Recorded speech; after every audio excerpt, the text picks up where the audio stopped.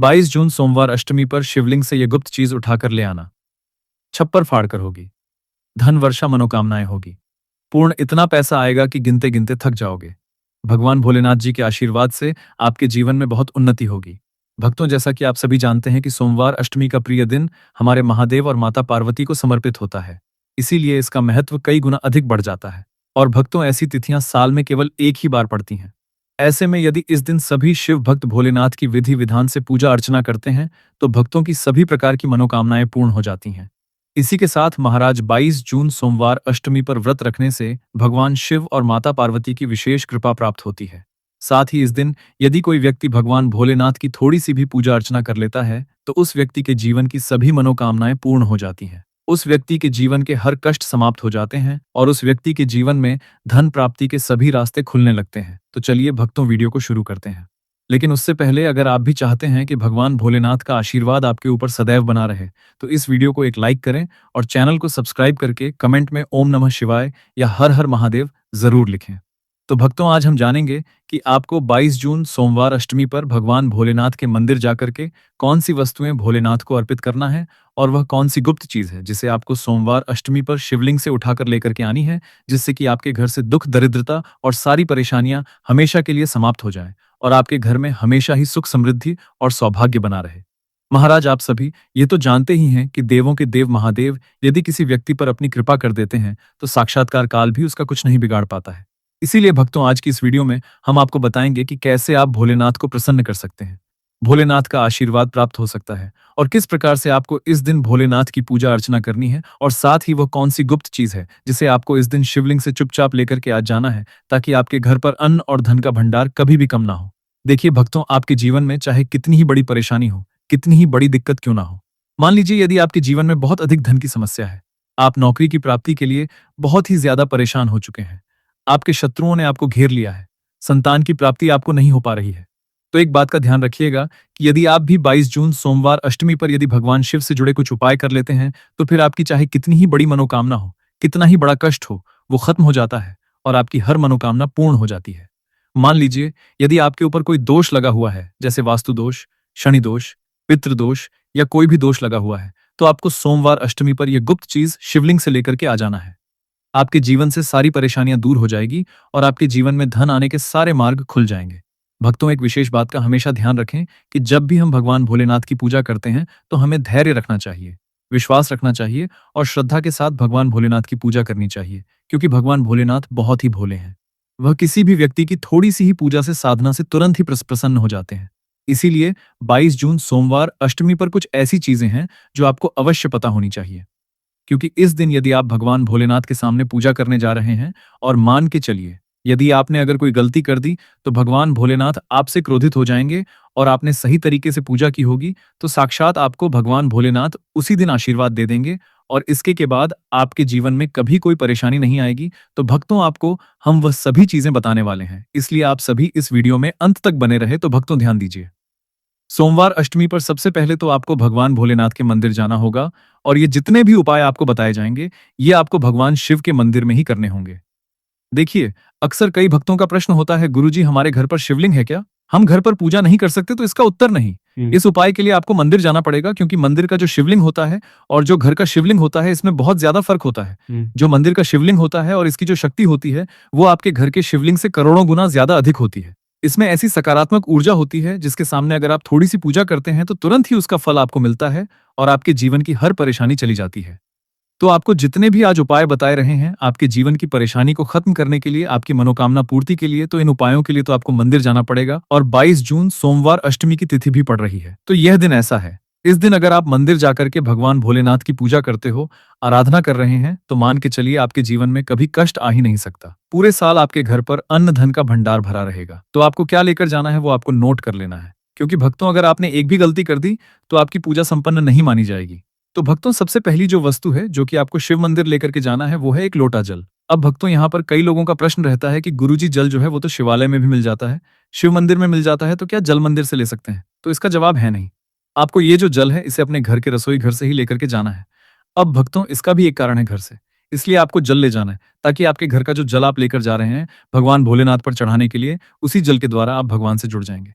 उस जल के द्वारा आप भगवान को अपनी सभी परेशानियां बता देंगे और उस जल को जैसे ही भगवान भोलेनाथ पर आप चढ़ाएंगे, अपनी समस्याओं को बताते हुए वह समस्या आपकी खत्म हो जाएंगी। इसलिए घर से ही आपको एक लोटा जल लेकर के जाना है। इसी समस्याओं को बताते हुए भगवान को एक लोटा जल लेकर के जाना है।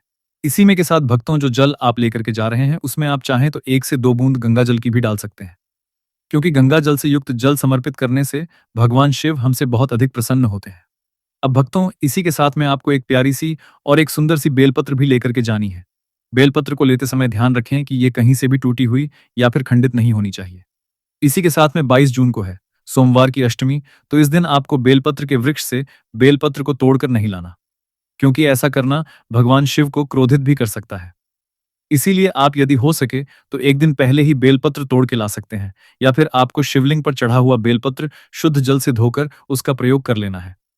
अब अगली जो वस्तु है वो आपको लेकर के जानी है। सफेद पुष्प महाराज केतकी को छोड़कर सफेद पुष्प भगवान भोलेनाथ को चढ़ाए जाते हैं। इसीलिए सफेद पुष्प सोमवार अष्टमी पर आपको भगवान भोलेनाथ के लिए लेकर के जाना है, ताकि भगवान भोलेनाथ का आशीर्वाद आपको मिल जाए, जिसके बाद आपके जीवन की हर परेशानी खत्म हो जाए। इसके बाद आपको भगवान शिव के मंदिर में सफेद या पीला चंदन भी लेकर के जाना है। और ध्यान रखें कि भगवान भोलेनाथ को अगर आप दूध अर्पित करने जा रहे हैं तो एकदम कच्चा दूध होना चाहिए, गर्म किया हुआ दूध नहीं होना चाहिए, कच्चा दूध होना चाहिए। अब भक्तों, आपको और क्या-क्या ले जाना है?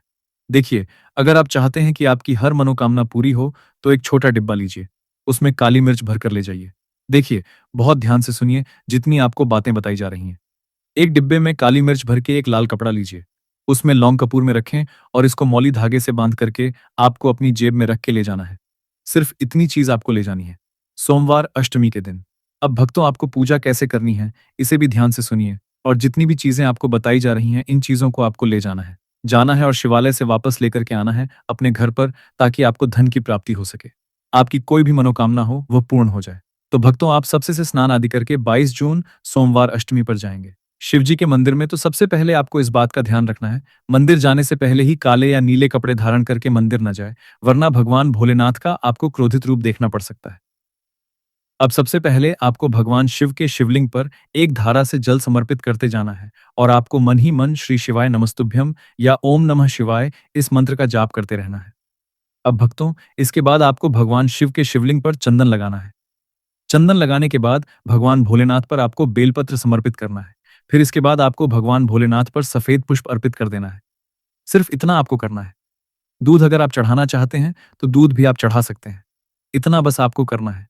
इतना करने के बाद आपको वहां पर खड़े होकर 108 बार, बहुत ध्यान से सुनिएगा, 108 बार आपको ओम नमः शिवाय का जाप करना है। या तो आप 108 बार जाप कर लीजिए या 51 बार कर लीजिए।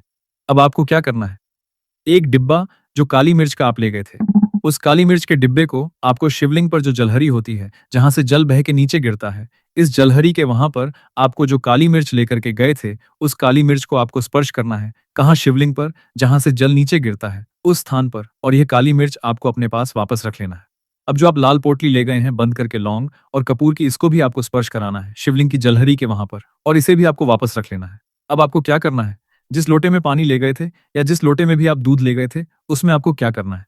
देखिए, आप सभी को पता है कि जब भी हम शिवलिंग पर जल अर्पित करते हैं तो वह शिवलिंग से होकर के जलधारी की ओर बह के आता है और नीचे गिरता है। तो जहां से भी वो जल नीचे गिरता है, वहां आपको अपना ये लोटा रखना है और इस लोटे में आपको कुछ जल वापस झेलना है। भक्तों, ध्यान रखिएगा, जो आप लोटे में जल भर कर ले गए हैं, वो जल आपको वापस बचाना नहीं है। वो तो पूरा आपको भगवान भोलेनाथ को अर्पित कर देना है। अब आपका सवाल रहेगा कि कई लोग शिवलिंग पर जल चढ़ा रहे हैं। इस बात की चिंता ना करें, क्योंकि भगवान भोलेनाथ के शिवलिंग पर जब भी जल चढ़ाया जाता है तो वह अमृत बन जाता है। कहा जाता है कई देवी देवता शिवलिंग के पास अदृश्य रूप में खड़े होते हैं, ताकि शिवलिंग से गिर रहा जल वहां धारण कर सके। अब कितना पवित्र होता है शिवलिंग पर जल गिरता हुआ जल। तो शिवलिंग से गिरते हुए जल को आपको अपने लोटे में ले लेना, सिर्फ थोड़ी सी बूंदे ले लेनी है। अब आपको क्या करना है, आपको घर वापस आना है, जो आपने लोटे में जल लिया है, इसको घर पर आते ही घर के लोग जो हैं आपके, उनके ऊपर थोड़ा थोड़ा जल छिड़क देना है। घर के हर कोने में जल छिड़क देना है, घर के मुख्य द्वार पर जल छिड़क देना है। तो सबसे पहला कार्य तो ये करना है। इतना कार्य करने के बाद आपके घर पूरे साल बुरी शक्तियां प्रवेश नहीं करती हैं। यानी कि यदि आपके घर पर कोई काला जादू, काली विद्या करवाने की कोशिश करेगा तो आपके घर पर नहीं कर पाएंगे। इससे आपके घर से नकारात्मक शक्तियां चली जाएंगी और सकारात्मक जाएगी। अब भक्तों, जो आप काली मिर्च को भगवान भोलेनाथ जी के शिवलिंग से छुआ कर लाए थे, इसको पूजा घर में रखें। ये जो काली मिर्च का डिब्बा है आपके पास, इसे कभी भी आप किसी शुभ कार्य के लिए निकले, जैसे कि मान लीजिए आप बिजनेस मीटिंग के लिए जा रहे हैं, नौकरी की प्राप्ति के लिए जा रहे हैं, काली मिर्च को मुख्य द्वार से पहले रख के उसको कुचलते हुए निकलिए। ऐसा करने से आपको आपके काम में जो भी बाधा आने वाली होंगी, वो बाधाएं भगवान भोलेनाथ के आशीर्वाद से अपने आप हैं हट जाएंगी और आप जिस कार्य के लिए भी जाएंगे, उस कार्य में आपको सफलता मिलेगी और आपको भगवान भोलेनाथ का साक्षात आशीर्वाद मिलेगा। सोमवार अष्टमी के दिन और आपके जीवन से हर परेशानी चली जाएगी। इसी के साथ सोमवार अष्टमी की रात आप अपनी सभी प्रकार के बुरी अनिष्ट शक्तियों से छुटकारा पा सकते हैं। जो लोग भोलेनाथ माता पार्वती की पूजा करना चाहते हैं, वह इस दिन अपने घर पर पारद शिवलिंग रख लीजिए। तो सबसे पहले तो आपको अपने घर पर रखें, शिवलिंग का पूजन करना है। फिर गुड़ से युक्त जल हुआ, पंचामृत हुआ। इससे आप इस दिन भोलेनाथ का अभिषेक कीजिए। दूध, दही, घी, शहद, शक्कर, पंचामृत बना करके अभिषेक कीजिए। इसके बाद फिर भोलेनाथ का श्रृंगार कीजिए। चंदन चढ़ाए, अक्षत चढ़ाए, जनेऊ अर्पित कीजिए। थोड़ा सा चंदन का इत्र, क्योंकि चंदन का इत्र विशेष रूप से शिव शंभू को बहुत प्रिय है, तो आप अर्पित कीजिए। उनके पसंदीदा पुष्प चढ़ाएं। आंकड़े की माला से उनका श्रृंगार कीजिए। साथ ही कनेर के पीले या सफेद पुष्प चढ़ाएं। कमल हुए, गुलाब हुए, बेल हुई, ये फूल उनको बहुत प्रिय है, ये अर्पित करें। और 5 बेलपत्र अवश्य चढ़ाएं। आप इस दिन चाहे तो, या जो आपके पास बेलपत्र है उसी पर आप श्री श्री लिख के या ओम नमः शिवाय या राम राम लिख के अर्पित कीजिए। जो चिकना भाग होता है उस सीमा भी पर लिखिए और ये सीधा शिवलिंग पर अर्पित हो। इस प्रकार से आपको बेलपत्र चढ़ाने चाहिए। भक्तों, आप विशेषकर इस बात का ध्यान रखें कि कटे फटे बेलपत्र ना हो। जो व्यक्ति अधूरी चीज भगवान को अर्पित करता है, तो उसे भी कटे फटे पत्तों की तरह ही कटा फटा फल ही प्राप्त होता है। इसीलिए कभी भी अपूर्ण सामग्री अर्पित ना करें। इसीलिए कहते हैं कि जब भोलेनाथ ने गले में विष धारण किया था, तो आदिशक्ति मां के कहने पर देवताओं ने भगवान शिव के सिर पर भांग, धतूरा, बेलपत्र आदि रखा और निरंतर जल अभिषेक किया था, जिसकी वजह से उनके मस्तिष्क का ताप कम हुआ था। और उस समय से ही भोलेनाथ को भांग धतूरा चढ़ाया जाता है। और यह बात भोलेनाथ के भक्तों में बहुत कम लोगों को ही पता है कि इसी कारण शिवलिंग पर भांग धतूरा चढ़ाया जाता। तो अगर आपके घर में शिवलिंग, तो सोमवार अष्टमी के दिन आप चाहे तो शिवजी का त्रिशूल हुआ, डमरू हुआ, ये भी आप उनको अर्पित कर सकते हैं। शिव के डमरू की दमदम की ध्वनि मंगल गुरु से संबंधित होती है, क्योंकि चंद्रमा उनके मस्तक पर विराजमान होकर अपनी क्रांति से अनंत आकाश में मंगल गुरु से संबंधित जटाधारी महामृत्युंजय को प्रसन्न करता है और बुध आदि ग्रह इसमें संभव से सहायक होते हैं। तो ये आज के दिन डमरू अर्पित करें, डमरू अर्पित करें। धारण भी कर सकते हैं। अभिमंत्रित करके आप अपने शरीर पर छोटा सा चांदी का डमरू धारण करें। लेकिन उससे पहले चाहते हैं कि भोलेनाथ का आशीर्वाद आप पर बना रहे, तो इस वीडियो को एक लाइक करें और चैनल को सब्सक्राइब कर लें और कमेंट बॉक्स में ओम नमः शिवाय जरूर लिखें। धन्यवाद।